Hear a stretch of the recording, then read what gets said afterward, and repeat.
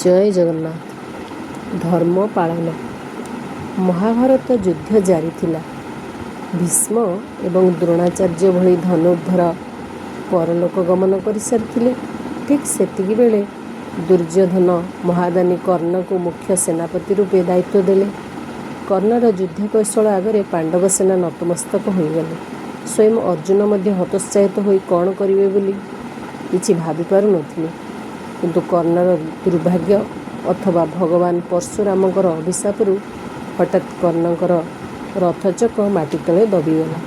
ସେ କାଳ ବିଳମ୍ବ ନ କରି ଚକକୁ ବାହାର କରିବା ପାଇଁ ଲାଗି ପଡ଼ିଲେ। ଅର୍ଜୁନଙ୍କ ସାରଥୀ ଭଗବାନ କୃଷ୍ଣ ଅର୍ଜୁନକୁ କର୍ଣ୍ଣର ପରିସ୍ଥିତି ଦେଖି ତାଙ୍କ ଉପରକୁ ଅସ୍ତ୍ର ନିକ୍ଷେପ କରିବା ପାଇଁ ଆଦେଶ ଦେଲେ। ଅର୍ଜୁନ ଶ୍ରୀକୃଷ୍ଣଙ୍କର ଆଦେଶ ସ୍ୱୀକାର କରି ଘନ ଘନ ଅସ୍ତ୍ର କର୍ଣ୍ଣଙ୍କ ଉପରକୁ ଛାଡ଼ିଲେ। ଅସ୍ତ୍ରଗୁଡ଼ିକ ଏତେ ଶକ୍ତିଶାଳୀ ଥିଲା ଯେ କର୍ଣ୍ଣ ସହ୍ୟ କରି ନ ପାରି ଅର୍ଜୁନଙ୍କୁ କହିଲେ, ହେ ମହାଧନୁର୍ଦ୍ଧର, ଅଳ୍ପ ସମୟ ପାଇଁ ରହିଯାଅ। ତୁମେ ଦେଖିପାରୁନ କି ମୁଁ ଏବେ କେଉଁ କାର୍ଯ୍ୟରେ ବ୍ୟସ୍ତ ଅଛି? ମୋର ସମସ୍ତ ଧ୍ୟାନ ଚକ ବାହାର କରିବା ଉପରେ ଅଛି। ତୁମେ କ'ଣ ଜାଣିନ, ଯେଉଁ ଯୋଦ୍ଧା ଅସ୍ତ୍ରବିହୀନ ଥିବ ତାହା ଉପରକୁ କେବେ ମଧ୍ୟ ଅସ୍ତ୍ର ଚଳାଇବା ଉଚିତ ନୁହେଁ। ଯେତେବେଳେ ପର୍ଯ୍ୟନ୍ତ ମୁଁ ଏହି ରଥଚକ ବାହାର ନ କରିଛି ମୋ ଉପରକୁ କୌଣସି ଅସ୍ତ୍ରଶସ୍ତ୍ର ଚଳାନ୍ତୁ ନାହିଁ, କାରଣ ଏହା ଧର୍ମ ବିରୁଦ୍ଧ ଅଟେ।